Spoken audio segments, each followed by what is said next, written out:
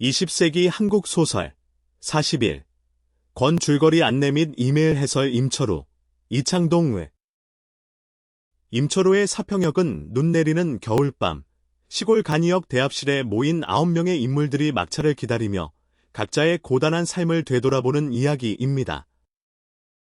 병든 아버지와 농부 아들, 감옥에서 막 출소한 중년 사내, 학생운동으로 퇴학당한 청년, 서울에서 온 음식점 주인, 남편 없이 아이들을 키우는 사평댁, 술집 작부, 행상 아낙네들, 미친 여자 등이 등장하며 이들은 난로 주위에 모여 각자의 상처와 회한, 연민을 나눕니다. 2시간 만에 도착한 열차의 피곤과 허탈함 속에 오르며 역장은 미친 여자를 위해 난로에 톱밥을 더 넣으려 합니다.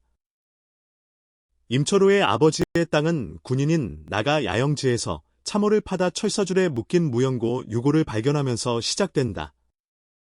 나와 동료는 마을 노인을 모셔와 유골을 수습하고 그 과정에서 나는 공산주의자로 월북한 아버지에 대한 오랜 증오와 죄의식을 떠올린다.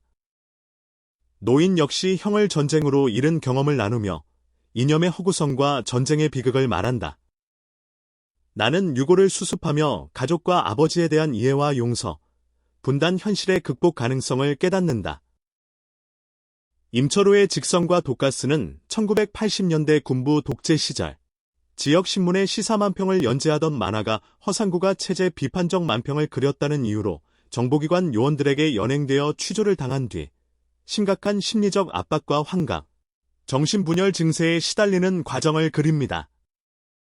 그는 독가스 냄새와 환영에 시달리며 결국 신문사를 그만두고 거리에서 독가스와 독극물로 죽어가고 있다는 표지판을 들고 방황하다가 다시 병원에 끌려갑니다. 작품은 표현의 자유를 억압하는 국가 폭력과 그로 인한 개인의 파괴를 상징적으로 보여줍니다. 이창동의 소지는 한국전쟁 보도연맹 사건으로 남편이 행방불명된 뒤 30년 넘게 그를 기다려온 어머니와 그 가족의 갈등을 그린 소설입니다. 큰아들 성국은 빨갱이의 자식이라는 이유로 승진이 막히고 둘째 성호는 반정부 운동을 하다 형사의 감시를 받습니다. 가족은 남편의 생사와 이념 문제로 갈등하고 시누이의 권유로 제사를 지내기로 하면서 아버지의 죽음을 받아들이려 합니다. 어머니는 성호가 가져온 유인물을 태우고 썩은 이빨을 뽑아 불에 던지며 오랜 고통과 집착을 내려놓습니다. 이 과정은 가족이 과거의 상처를 극복하고 화해로 나아가려는 의지를 상징합니다. 김유택의 소설 자메이카여 안녕은 1980년 광주 민주화운동 당시 진압군으로 투입된 한 공수부대원이 군병원 정신병동에서 트라우마와 죄책감에 시달리며 방황하는 이야기를 그립니다. 주인공은 고통에서 벗어나고자 처절하게 몸부림치지만 역사의 상처와 내면의 절규를 극복하지 못합니다.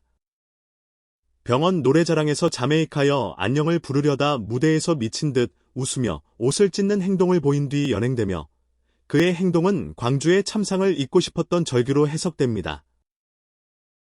정도상의 친구는 멀리 갔어도는 5.18 광주 민주화운동 이후 학생운동을 하다 강제 징집된 김원태가 군대에서 사수인 오 병장을 실수로 쏴 죽이면서 시작됩니다.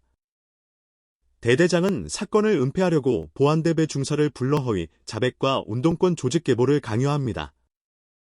원태는 고문 끝에 동지들에 대한 죄책감과 배신감에 시달리며 결국 거짓 계보를 찢어버립니다. 이후 매복 진지 작업 중 지뢰를 밟아 목숨을 잃으며 작품은 군대와 사회의 억압, 분단 이데올로기의 폭력을 고발합니다.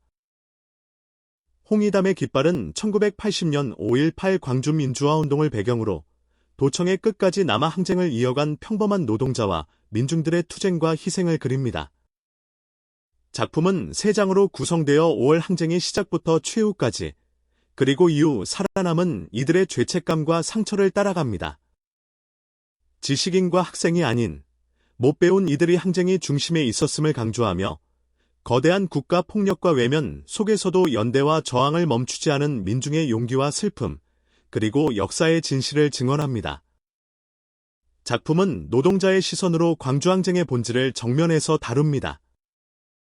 네, 안녕하세요. 오늘 저희가 함께 살펴볼 자료는요, 1980년대 한국 사회하고 또 문학에 대한 이메일 해설 형식의 글입니다. 특히 이제 임철우, 이창동 같은 작가들의 작품을 중심으로 그 당시 시대상을 아주 깊숙이 들여다보고 있어요. 아시다시피 1980년대는 군부 독재가 끝나고 민주화 열망이 정말 높았지만 또 전두환 신군부의 쿠데타 그리고 5.18 광주 민주화 운동 같은 그런 비극적인 국가폭력을 겪었던 격동의 시기였잖아요. 이 시기 문학은 바로 이런 사회적 배경 속에서 나왔다고 할 수 있겠죠. 자, 이 자료 한번 같이 파헤쳐 보시죠. 네, 이 자료는 그러니까 80년대 문학이 어떻게 보면 국가폭력이라든가 또 분단 현실 그리고 민주화에 대한 열망 같은 그런 시대적 과제들을 문학 안으로 끌어안았는지 분석하고 있습니다. 특히 이제 작가들의 개인적인 경험, 예를 들면 5.18 체험 같은 것들이 작품에 어떻게 투영되었는지 이 부분을 좀 주목해서 보면 흥미로울 것 같아요. 네, 자료에서 가장 먼저 언급되는 작가가 임철호 작가인데요. 이분은 5.18 광주를 직접 겪으셨다고 하죠. 그래서 그 경험이 작품 세계에 아주 깊은 영향을 미쳤다고 분석을 하는데 특히 초기작에 나타나는 어떤 허무주의적인 색채. 이게 이제 네. 그 부분이 중요하죠. 광주에서의 참상을 목격하고 살아남은 사람의 어떤 죄의식, 또 절망감과 깊은 관련이 있다고 그렇게 분석하고 있네요. 이 점 조금 더 설명해 주실 수 있을까요? 그게 아주 중요한 지점인데요. 예를 들어서 소설 사평액 있잖아요. 이게 곽재구 시인의 시를 모티브로 한 건 맞지만 단순히 배경이나 분위기만 가져온 게 아니라는 거죠. 자료에 따르면 이걸 시대에 대한 깊은 은유, 그러니까 알레고리로 읽어야 한다는 거예요. 그 눈 내리는 간이역 대합실은 뭐랄까 진보하지 못하는 암울한 80년대 상황. 뭔가 정체된 느낌. 네. 그리고 그 안에 있는 톱밥난로는 아주 작지만 그래도 소중한 희망, 이런 걸 상징한다고 분석하죠. 시적인 문체 안에 80년대 민중들의 고단한 삶이 함축되어 있다고 보는 겁니다. 그러고 보니 사평역에 나오는 미친 여자라던가 아니면 불임기라는 작품의 배경이 되는 도시처럼 광주의 트라우마가 직접 드러나기보다는 좀 우회적으로 상징적으로 나타나는 경우가 많다고도 하는데요.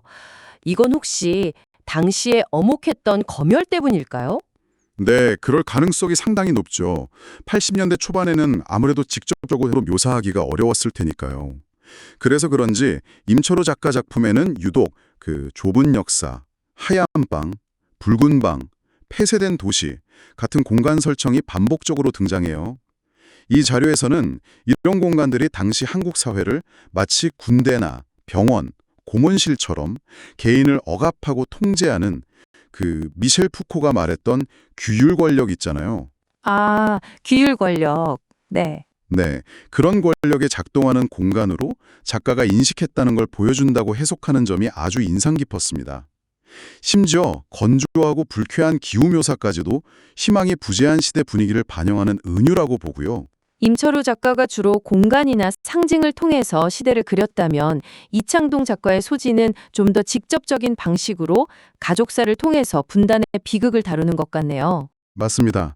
소지는 정말 한국전쟁 때 월북한 아버지, 그리고 전쟁 중에 비극을 겪어야 했던 어머니, 또 아버지가 월북했다는 이유만으로 가족 전체가 불이익을 받는 그 연좌제로 고통받는 큰아들, 그리고 또 학생운동에 뛰어든 둘째 아들까지 정말 한 가족의 비극적인 이야기를 통해서 분단 현실의 모순을 적나라하게 고발하고 있죠.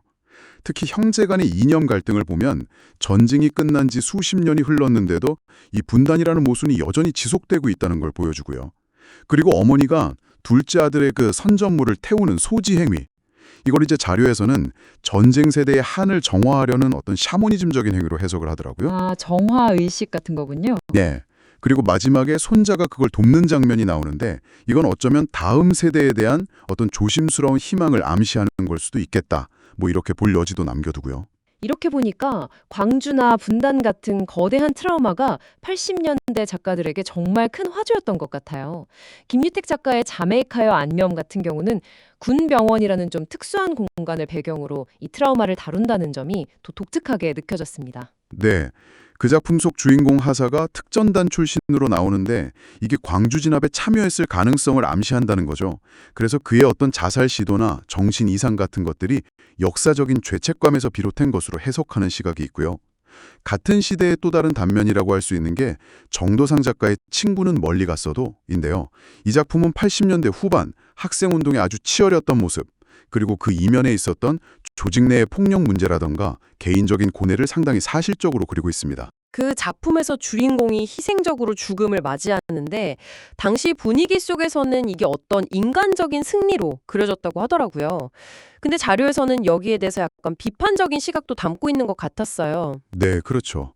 당시에는 뭐랄까 혁명적 낭만주의라고 부를 만한 분위기가 있었거든요. 개인의 희생을 통해서 더 큰 이상을 이루려고 했던.